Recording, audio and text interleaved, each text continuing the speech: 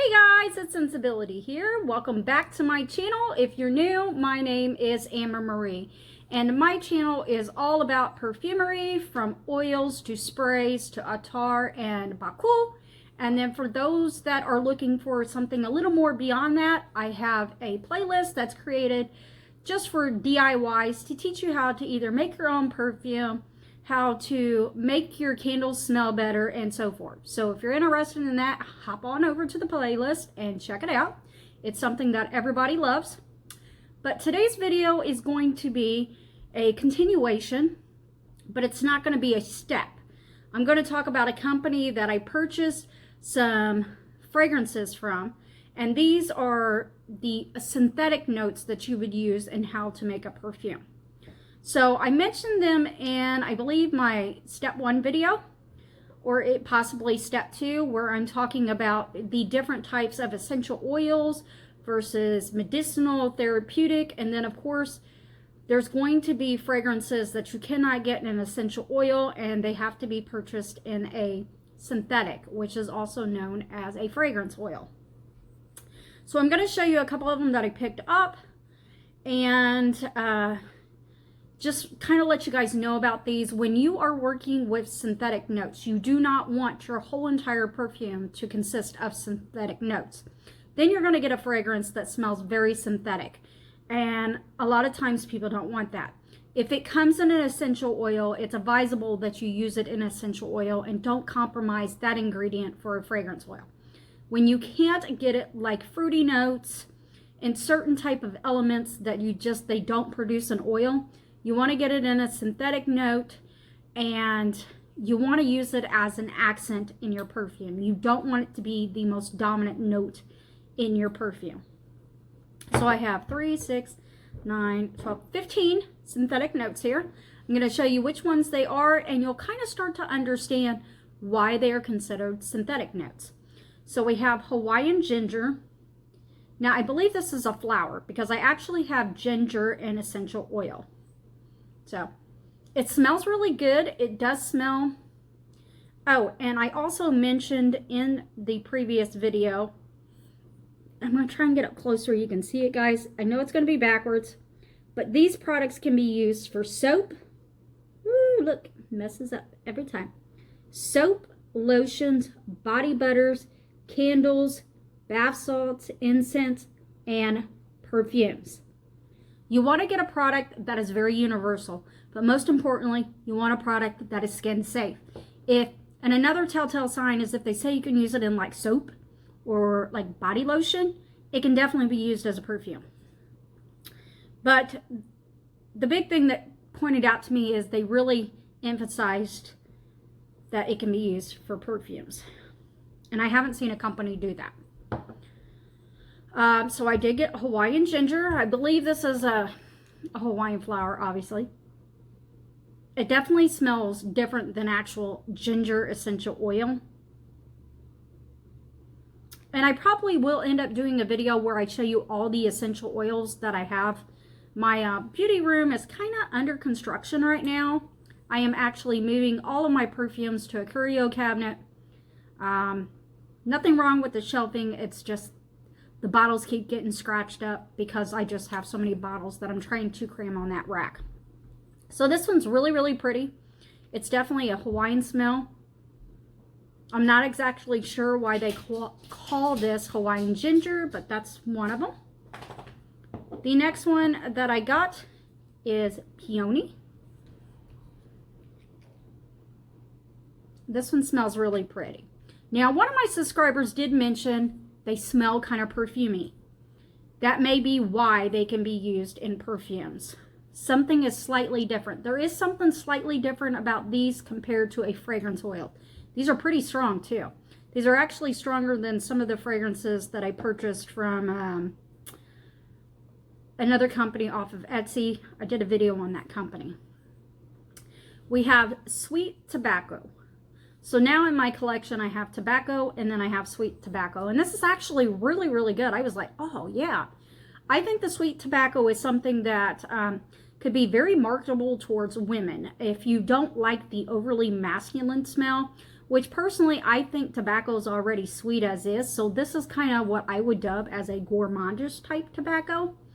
But I'm sure for those gentlemen out there, especially if they like kind of venturing into a little bit of a sweetness, you would like this sweet tobacco. It smells fantabulous. These would also be excellent for just making your candles smell stronger. Yes. The next one is Orchid. Now, if you guys don't know, orchids really do not have a smell. So automatically, an orchid is a synthetic note. It's something we've created, just like amber doesn't really, like the stone amber doesn't have any oils. So every time you get an amber, it can smell different among companies because it's a creation of several notes to make up that ambery smell. That one's pretty. The next one that I got is Holla Pineapple. Guys, you know I'm trying to make a tropical scent, which it's still sitting here, and it's been about 2 weeks, and I can still smell this. This is still going strong. I thought it would like fade out. No. That's how potent a perfume is, and I mean completely pure. But unfortunately, you can't just like, you have to put like vegetable glycerin or something to kind of make it skin safe. But this is pineapple. Oh, it smells so good. It smells like a juicy pineapple. This smells like, and I have done a video on it in the past. It's a tradition that they do, or a custom that they do over in Jamaica. When they eat a pineapple, they typically boil the remaining part of it in water, and then they strain it as far as getting anything that comes off, and it becomes pineapple water, and it's so good. So if you're throwing out the rest of your pineapple, don't do that. Boil it in hot water. The water will start to turn slightly yellow. Boil it for a while, get all that goodness out, and strain it, and you have heaven in a bottle. The next one that I got is Freesia. Freesia is another beautiful one that I've noticed that I really like. It makes me think of a Bath & Body Works fragrance that I absolutely love.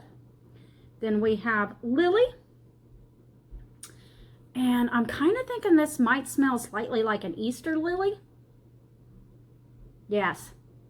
I've had these in my house before. Like, I think my son got them for me for Mother's Day, and it smelled just like this. The next one that I picked up was Watermelon.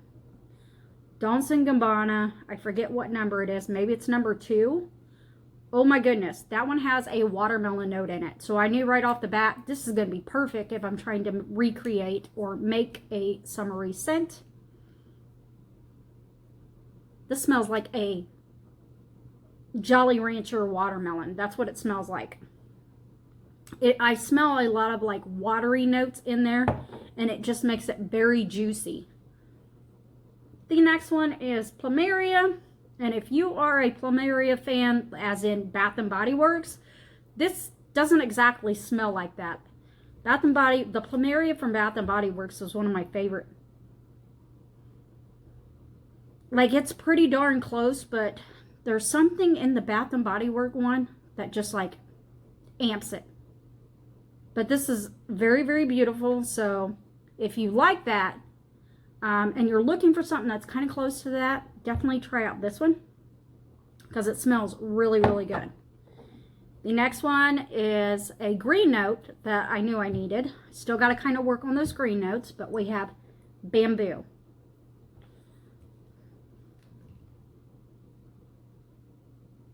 It's definitely green. Oddly, Bamboo has like a slight grass smell, but then it don't. Like, grass is a lot stronger. But I do like this. So that is probably one of them I'm going to add to my tropical fragrance. We have coffee, and wow, this smells like a cup of Colombia coffee here. It's a really, really good, wow. Woo! That's coffee. So for you coffee lovers out, they definitely have one here. The next one is one that I've seen in a couple perfumes already, so it's becoming a very popular note, and it's fig. So I picked that up, and I'm just trying to figure out, is this more of like a fig leaf or more of the actual fruit type fig?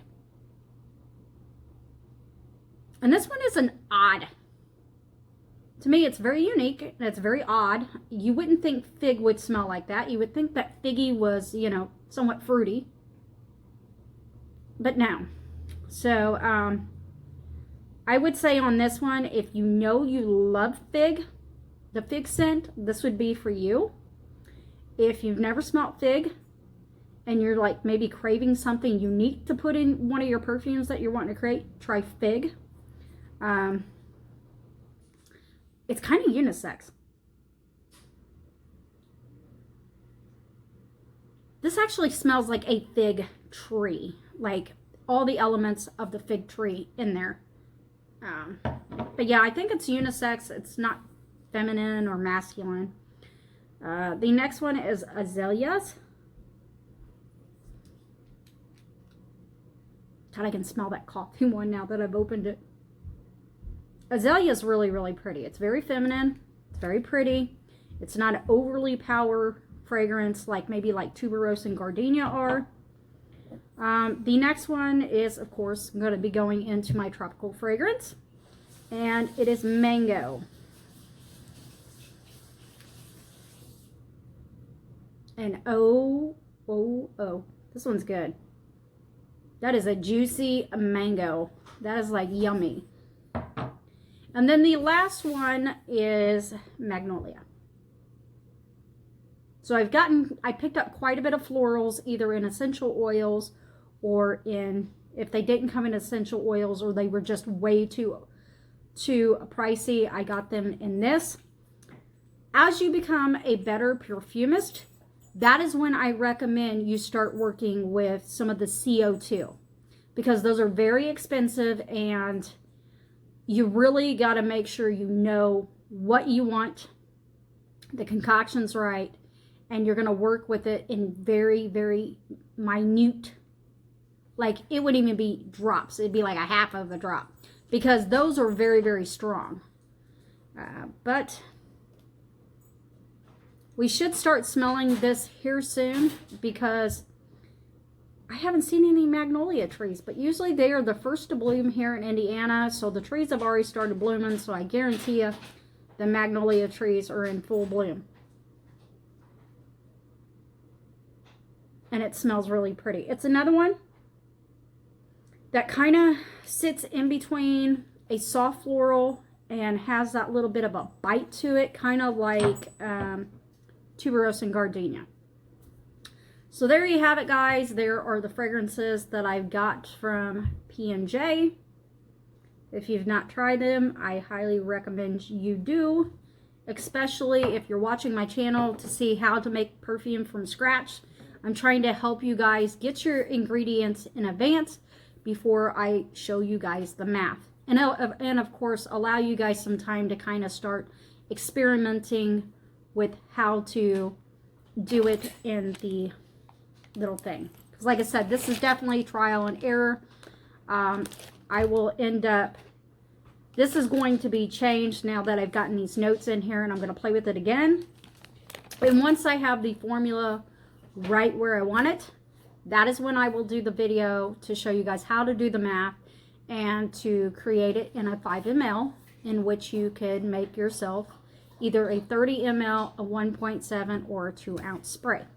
So if you ever have any questions or comments, guys, don't hesitate. Put them down in the comment section down below, and I will get back to you as soon as possible. So with that said, you guys have an awesome day. And as always, guys, happy perfume shopping. Bye, guys.